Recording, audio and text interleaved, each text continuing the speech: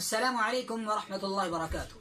نحمده ونصلي على رسوله الكريم. أما بعد، حدثنا محمد بن عبد الله بن نمير حدثنا زكريا بن عدي عن المبارك عن محمد بن سوقة عن أبي جعفر قال: كان ابن عمر إذا سمع من رسول الله صلى الله عليه وسلم حديثا لم يعده ولم يقصر دونه.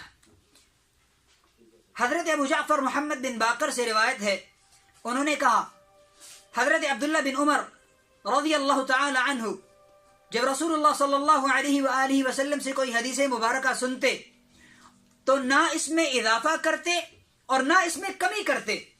اس حدیث میں جو فوائد ذکر کیے گئے ہیں وہ یہ ہیں: پہلا فائدہ، صحابہ کرام کا حدیث پر عمل اور بدعت سے اجتناب کا جذبہ ظاہر ہوتا ہے کہ وہ ارشادات نبویہ پر، فرامین نبویہ پر، نبی کریم صلی اللہ علیہ وسلم کے اقوال پر حرف بحرف عمل کرنے کی کوشش کرتے تھے، اس میں کوتاہی نہیں کرتے تھے اور نہ ہی اپنی طرف سے کسی قسم کا کوئی اضافہ کرتے تھے.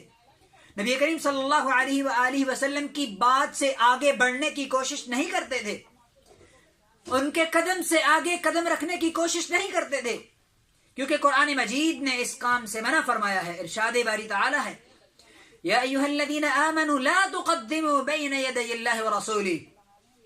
اے ایمان والو، اللہ اور اس کے رسول سے آگے نہ بڑھو.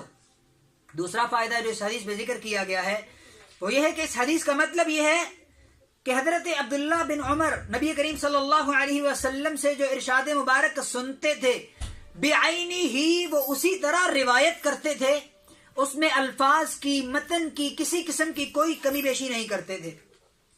حدیث کو بالمعنی روایت کرنا اگرچہ جائز ہے، تاہم محدثین روایت باللفظ کو، یعنی لفظ بلفظ کہی ہوئی روایت کو جو ہے وہ افضل قرار دیتے تھے.